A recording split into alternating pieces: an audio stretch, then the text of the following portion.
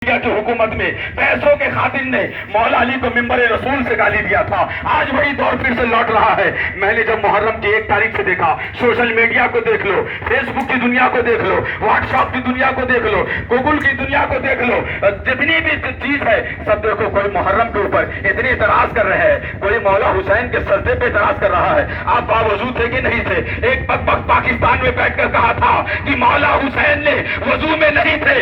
یاد رکھو, جس کے بارے میں قرآن نے تطہیر کا اعلان کیا ہے, انما یرید اللہ لیذھب عنکم الرجس اہل البیت ویطہرکم تطہیرا کہا ہے. بدبخت کو بتا دو, اگر تم اس آیت میں نہیں پڑھو تو 22 پارے کی آیت کو پڑھ لو کہ قرآن نے حضرت اہل بیت کی پاکی کا اعلان کیا ہے. اور اس بدبخت پاکستان کے ہمارے کو یہ پتہ نہ چل سکا کہ مولا حسین سجدے میں تھے, نماز کی حالت میں تھے یا کس حالت میں تھے. اسے پڑھنے کی ضرورت ہے. اس لیے کہتے ہیں جب جاہل کے ہاتھ میں جب قائدانہ رول دے دو گے تو یقینی بات ہے کوئی قوم کو گمراہ کر دے گا. اس لیے سوچنے کی بات ہے, قائد بناؤ تو محمود ملت جیسا بناؤ, قائد بنانا ہے تو اشرف ملت جیسا بناؤ, قائد بنانا ہے تو شریعت کا پابند کو اسے اپنا قائد بناؤ.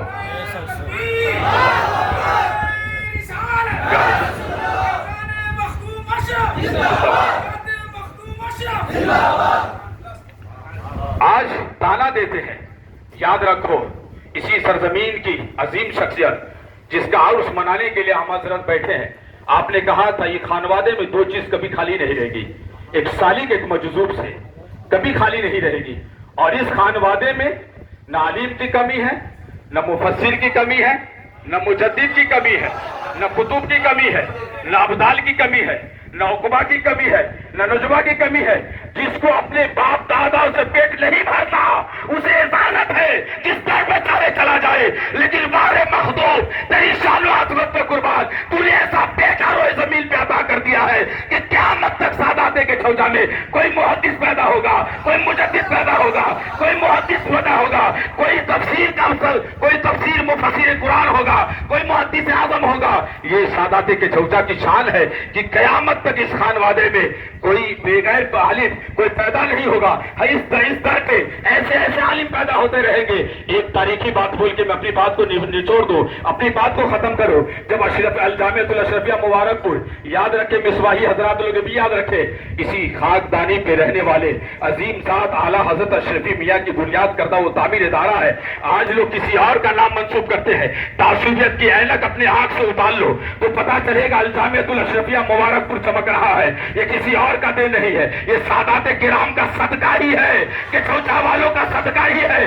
اگر تم مسجد مدرسہ بنانے کے بعد, میں بھارت کی سرزمین پر دیکھ رہا ہوں, سادات کے چھوٹا سرپرستی نبھاتے ہیں, جا کے بنیاد ڈالتے ہیں, ظالم آتا ہے مدرسہ قبضہ کر لیتا ہے, ظالم آتا ہے مدرسہ قبضہ کر لیتا ہے اور یہ کہتا ہے میرے باپ داداؤں کا مدرسہ ہے. یاد رکھو, ان کی خاکساری ہے, ان کی ذرہ نوازش ہے کہ اپنے باپ دادا کی وراثت کو چھوڑ کر اگر تمہارے حوالے کر دیا ہے تو اسے احسان فراموش مت ہونے دینا.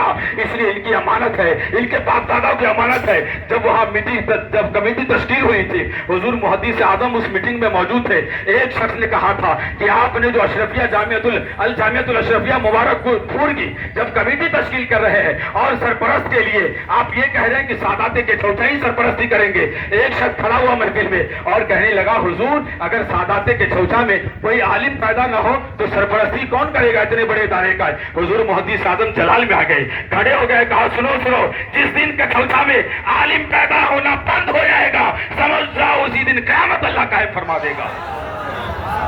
تم کہتے ہو یہاں نہ عالم کی کمی ہے, نہ قرہ کی کمی ہے, نہ حفاظ کی کمی ہے. بالخصوص میں علماء سے مخاطب ہو اور ان پیرانے اعظام سے ہے کہ چند ٹکڑوں کے پلوں کے لیے, چند مریدوں سے نذرانے کی خاطر اپنے باپ کی وراثت کو مت ٹھکرا دینا. مخدوم پاک کو جان لو, مخدوم پاک کی وہ ذات ہے, پہچان مردی کو بھی جان عطا فرما دیتا ہے, وہ چوکٹ ہے, اندھوں کو بینائی عطا فرما دیتا ہے, کوڑی کو مخدوم سمنا شفایابی عطا فرما دیتا ہے. اور نیر شریف کی فضیلت جاننا چاہتے ہو, آؤ اٹھاؤ اخبار الاخیار, علامہ عبدالحق محدث دہلوی دہلوی اپنی کتاب میں لکھتے ہیں اگر جسے کسی چیز سے اگر شفایابی نہ ملے, کسی طبیب سے شفایابی نہ ملے, چلا جائے کہ چوچا کی چوکٹ پہ, مخدوم کی چوکٹ پہ جائے اور مخدوم کی چوکٹ پہ 2 رکعت نفل شکرانے کی ادا کرے, مخدوم پاک کے نیل سے پانی پی لے, مخدوم پاک کے نیل سے نہا لے, اللہ تبارک و تعالی جس نیت سے وہ پانی پیے گا اس بیماری سے شفایابی عطا فرمائے گا. جس مرض کے لیے وہ پانی سے نہائے گا اللہ تبارک و تعالی مخدوم پاک کے نیل کی برکت سے اللہ اسے شفایابی عطا فرمائے گا. یہ مخدوم کی چوکٹ جب سورت کی گجرات کی سرزمین احمد آباد کی سرزمین پر جب مخدوم سمنا جب تشریف لائے تو آپ کے مرید کا بھی کوئی جواب نہیں اور آپ کے پیر کا بھی کوئی جواب نہیں. ایک ایسا مرید تھا جس کے بارے میں تاریخ میں آیا کہ گلخنی نام تھا, لیکن فارسی کی کتاب میں آپ میں نام نہیں لکھا ہوا ہے. لطائف اشرفی جلد نمبر 7 صفحہ نمبر 155 میں لکھا ہے کہ آپ کا ایک مرید تھا, ایک گھومنے کے لیے ایک مورتی مندر کے اندر چلا گیا, بڑی حسین و جمیل مورتی پتھر کو تراش کر بنایا تھا. ایک آپ کا مرید نے مورتی کو ٹک ٹک دیکھنے لگا, دیکھتے دیکھ ایسا فرشتہ ہوا, کسی شخص جانے لگا, سب لوگ چلے گئے. مخدوم پاک نے قافلہ اٹھانے کا حکم دیا, کہا حضور ایک شخص ہے آپ کا مرید ہے اس مندر کے اندر گیا ہے, وہ نکلنے کا نام نہیں لے رہا ہے. سرکار مخدوم اشرف سمنانی فرماتے ہیں جاؤ اسے بلا کر لاؤ. کہا حضور ہم نے گئے, وہ بلایا بار بار لیکن نہیں آئے. مخدوم پاک خود تشریف لے گئے اور کیا دیکھ رہے, مورتی کو ٹک ٹک دیکھ رہے. مخدوم پاک گئے اپنے مرید کے پشت پہ ہاتھ رکھا, مخدوم مرید نے پلٹ کر دیکھا کہ پیچھے کون ہے. کہا حضور آپ تشریف لائے. میرا مخدوم ارشاد فرماتا ہے کہ اے میرے مرید تم نے یہ حال کیسے بنائی ہے. مرید کا عقیدہ دیکھو, پیر پہ کیسا بھروسہ تھا. مرید کہتا ہے یا مخدوم, مرید آپ کا ہوں, دل کے حال کو جانتے ہیں. میرا مخدوم فرماتا ہے کیا تم یہی چاہتا ہے جو تمہارے دل میں ہے. وہ مرید کہتا ہاں میرے مخدوم میں تو یہی چاہتا ہوں جو آپ سوچ رہے ہیں. رب کی بارگاہ میں میرے مخدوم نے ہاتھ اٹھایا اور رب کی بارگاہ میں دعا کیا, اے پاک پروردگارا کیا ہی بہتر ہوتا اس بے جان مورتی کے اندر تو جان کی روح کی جوہر عطا فرما دیتا. اتنا کہنا تھا, اللہ تبارک و تعالیٰ نے اپنے قدرت کاملہ سے اس بے جان مورتی کے اندر جان عطا فرمائی اور آپ نے اسی مورتی کے ساتھ اپنے مرید کا نکاح کر دیا.